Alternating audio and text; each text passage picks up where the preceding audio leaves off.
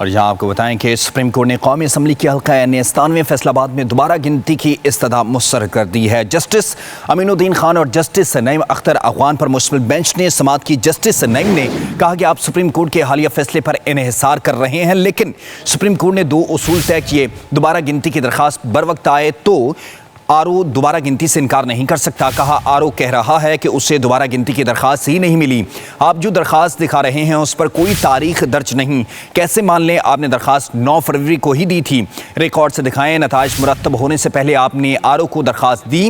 Supreme court نے مسلم league نون کے امیدوار علی گوہر بلوچ کی اپیل خارج کر دی۔ 8 فروری کے عام انتخابات میں پی ٹی آئی کے سعد اللہ بلوچ کامیاب ہوئے تھے۔ اس حوالے سے مزید بھی تفصیلات حاصل کر لیتے ہیں اپنے نمائندے وسیم ملک سے۔ وسیم، بتائیے گا اس حوالے سے مزید کیا تفصیلات ہیں آپ کے پاس؟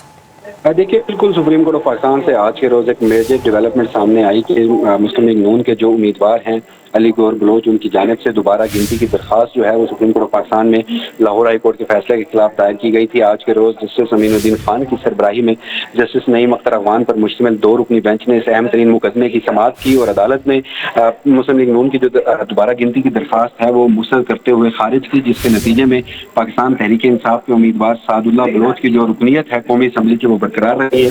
آج کی سماعت میں عدالت نے بار بار مسلم لیگ نون کے وکیل سے ایک ہی سوال پوچھا کہ آرو کو دوبارہ گنتی کی جو درخواست ہے وہ کب دی گئی تھی، اور اس حوالے سے اگر کوئی درخواست دی گئی تھی تو وہ ریکارڈ سے سامنے لائیں اور عدالت کو دکھائیں۔ عدالت کے بارہا پوچھنے کے باوجود بھی جو مسلم لیگ نون کے امیدوار علی گوہر بلوچ کے وکیل حسن رضا پاشا ہیں وہ عدالت کو کوئی ایسی دستاویز نہیں دکھا سکے، جس کے بعد عدالت کی جانب سے الیکشن کمیشن کے جو ڈی جی لا تھے وہ بھی کمرہ عدالت میں موجود تھے۔ ان کو بلا کر پوچھا گیا کہ کیا الیکشن کمیشن کے ریکارڈ کے مطابق دوبارہ گنتی کی کوئی درخواست جو آرو کو دی گئی ہو علی گوہر بلوچ کی جانب سے، تو الیکشن کمیشن آف پاکستان کے وکیل کا اس موقع پر کہنا تھا کہ ان کے ریکارڈ میں بھی ایسی کوئی درخواست نہیں ہے دوبارہ گنتی کی جو مسلم لیگ نون کے امیدوار کی جانب سے دی گئی ہو، جس کے بعد عدالت نے مسلم لیگ نون کے جو امیدوار ہیں ان کی درخواست کو خارج کرتے ہوئے پاکستان تحریک انصاف کے جو امیدوار ہیں ان کی جو رکنیت ہے وہ برقرار ہے۔ درخواست مسترد کر دی گئی ہے۔ بہت شکریہ وسیم ملک۔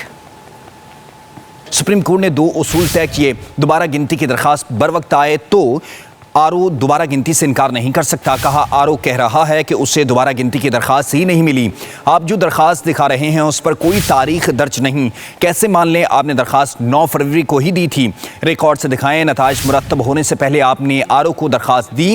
سپریم کورٹ نے مسلم لیگ نون کے امیدوار علی گوہر بلوچ کی اپیل خارج کر دی۔ 8 فروری کے عام انتخابات میں پی ٹی آئی کے سعد اللہ بلوچ کامیاب ہوئے تھے۔ اس حوالے سے مزید بھی تفصیلات حاصل کر لیتے ہیں اپنے نمائندے وسیم ملک سے۔ وسیم، بتائیے گا اس حوالے سے مزید کیا تفصیلات ہیں آپ کے پاس؟